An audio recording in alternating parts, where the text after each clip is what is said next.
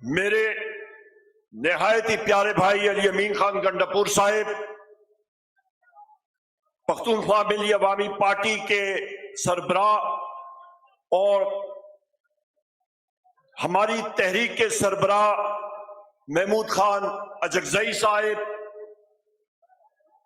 ہمارے chairman Pakistan Tehreek Insaf barrister گوہر صاحب، میرے سٹیج پہ بیٹھے ہوئے سب لیڈران، اس پنڈال کھلتے ہوئے میرے مانسیرا دے نہایت ہی واجب الادب بزرگوں، پراؤ، دوستوں، میریاں ماؤں، پہنوں، پختوں کی خبروں کما زما گرانو مشرانو، زما میندو خویندو، زما خواگرونو، سب کو میں السلام علیکم پیش کرتا ہوں۔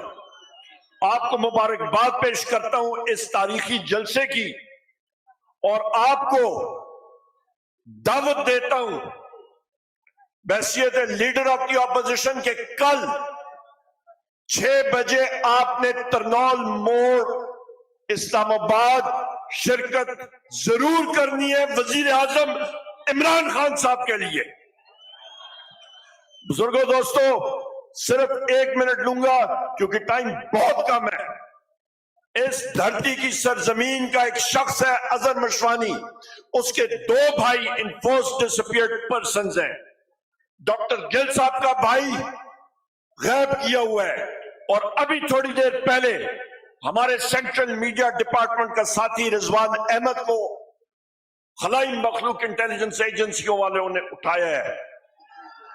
اس کی ہم لوگ شدید الفاظ میں مذمت کرتے ہیں، اور جس طرح میں نے قومی اسمبلی میں بات کی تھی کہ ہمیں بجٹ بتایا جائے کہ ویگو ڈالوں پہ کتنا بجٹ لگ رہا ہے اور ہمارے اسکولوں پہ کتنا بجٹ لگ رہا ہے۔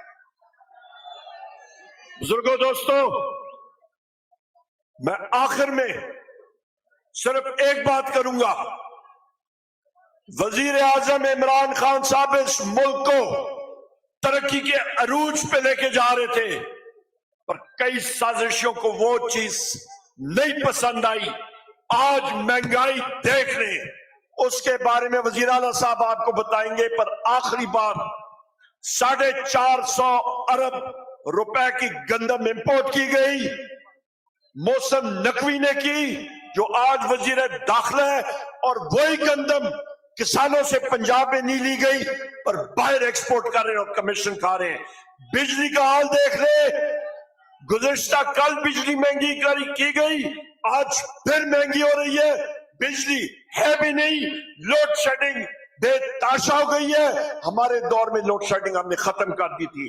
بزرگوں، دوستوں، آخر میں آپ سب سے یہی گزارش کروں گا، کل ضرور آئیے گا، اور یہ میں بات کروں کہ عزم استحکام صرف عمران خان کے ساتھ۔